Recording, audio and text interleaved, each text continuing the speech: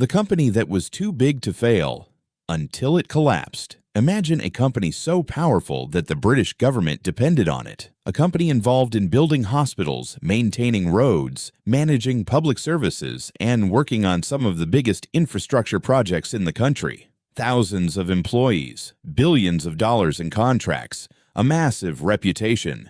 And for years, investors believed the company was simply too important to fail.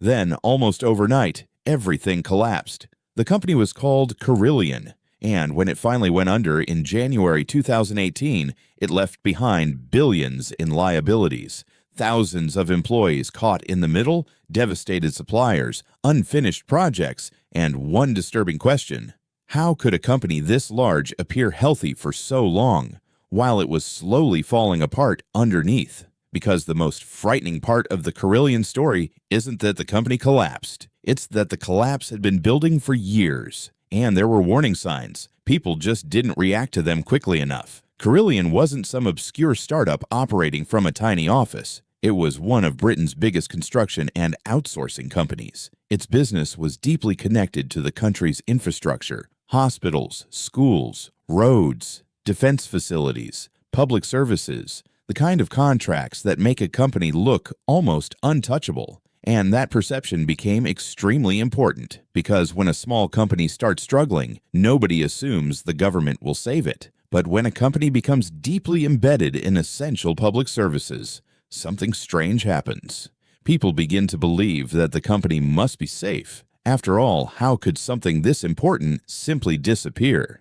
Carillion had been created in 1999 after the demerger of Tarmac's construction and services businesses. Over the following years, the company expanded aggressively. It won major contracts, it acquired businesses, it increased its presence across the United Kingdom, and eventually Carillion became a giant. From the outside, the story looked impressive. The bigger the company became, the more contracts it won. The more contracts it won, the bigger it appeared. And the bigger it appeared, the easier it became for investors and customers to trust it. But there was a fundamental problem with the business. Construction is a dangerous game when your calculations are wrong. Imagine agreeing to build a massive project for a fixed price. At the beginning, everything looks fine. You estimate your costs. You calculate the expected profit. You sign the contract. And then construction begins. But suddenly, materials become more expensive.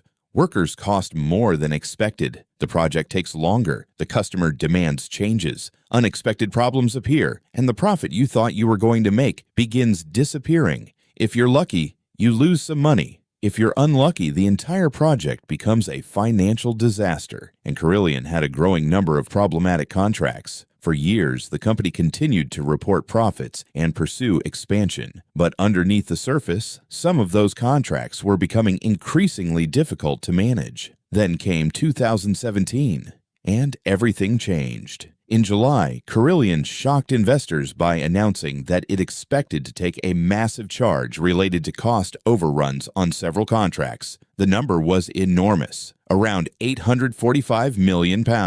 In one announcement, hundreds of millions of pounds of expected profit disappeared. Investors panicked. Carillion's share price collapsed. But that was only the beginning, because once investors saw that the company's contracts were performing much worse than expected, they started asking a much more uncomfortable question. What else had been hidden inside the numbers? Suddenly, everything was being examined. The company's debt, its cash flow, its pension obligations, its contracts, its profits, and, most importantly, its ability to actually pay the bills. This distinction is critical because a company can report profits and still run out of cash.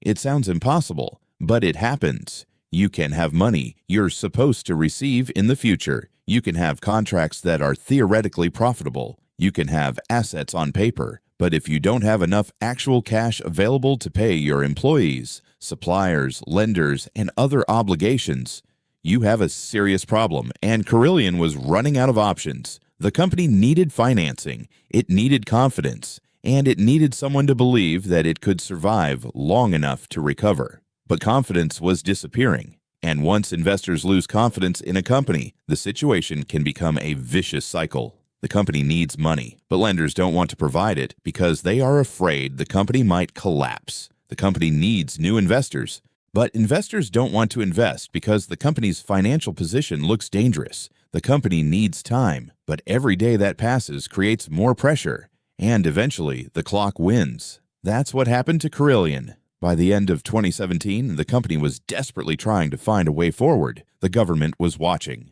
Banks were involved, advisors were involved, potential solutions were being discussed, but there was a problem that nobody could escape. The company had enormous obligations, and its financial position had deteriorated dramatically. Then came January 15th, 2018. Carillion entered liquidation. The giant was finished. A company that had been involved in major projects across Britain had suddenly reached the end, and the consequences were enormous. Thousands of jobs were affected. Suppliers were left facing huge losses. Projects had to be reassessed. The British government had to step in to deal with the aftermath, and the collapse created a political storm. Because this wasn't just a company going bankrupt, this was a company that had been trusted with major public contracts, which meant the question became much bigger than, why did Carillion fail?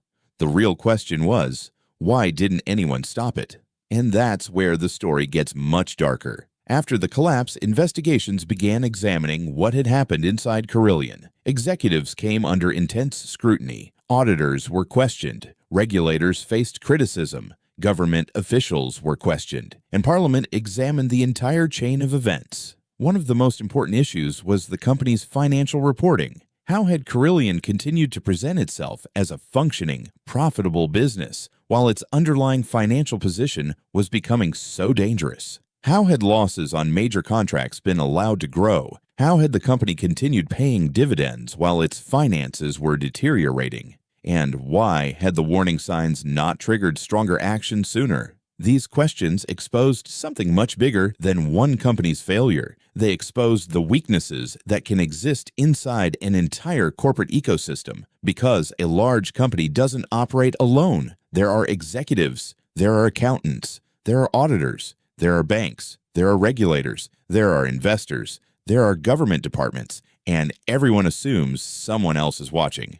That's one of the most dangerous things that can happen in business. Everyone believes the system is protecting them. The executives assume the auditors will challenge them. Investors assume the financial statements are reliable. Governments assume major contractors are financially stable. Banks assume someone else has already examined the risks. And when everyone assumes someone else is paying attention, sometimes nobody is paying enough attention. That's why Carillion became such a powerful example of corporate failure. The company wasn't fake. The projects were real. The buildings were real. The employees were real. The contracts were real. The problem was the financial reality underneath them. And that makes this story far more interesting than a simple tale of fraud. Because sometimes a company doesn't need to be completely fictional to collapse. It only needs its expectations to become disconnected from reality. Think about what happens when a company wins a huge contract. The announcement looks great. The company appears to be growing. Investors get excited. The stock can rise. Executives can celebrate. But winning a contract doesn't mean you've made the money yet. You still have to deliver it. And if your costs are higher than expected, that contract can turn from an opportunity into a trap. Now imagine doing that repeatedly. One problematic contract, then another, then another. Eventually, the company isn't just dealing with one bad project, it's dealing with a chain reaction. And that's what made Carillion's collapse so devastating. The company had become enormous. Its contracts were enormous. Its obligations were enormous. So when things went wrong, they didn't go wrong on a small scale. They went wrong by hundreds of millions of pounds.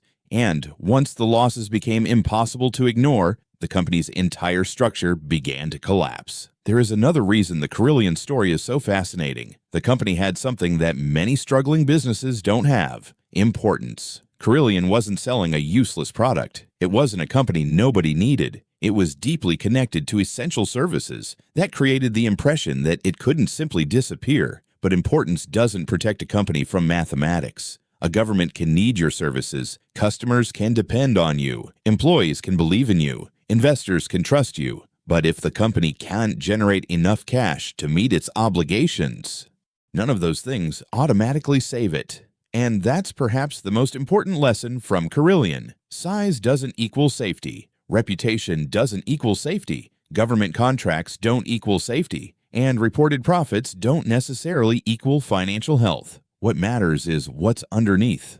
The cash, the debt, the contracts, the obligations, the assumptions, and whether the numbers actually reflect reality. Carillion's collapse became one of the UK's most controversial corporate failures because it raised uncomfortable questions about the entire system surrounding large companies. Who was responsible? The executives, the auditors, the regulators, the government, the investors. Maybe the answer isn't one person. Maybe that's the point. Large corporate failures are rarely caused by one decision. They are usually built from hundreds of smaller decisions. A contract that looked slightly too optimistic. A warning that wasn't taken seriously, a cost that was underestimated, a debt that was allowed to grow, a dividend that probably should have been questioned, a problem that was postponed, then another, and another, until eventually there is no more room to hide.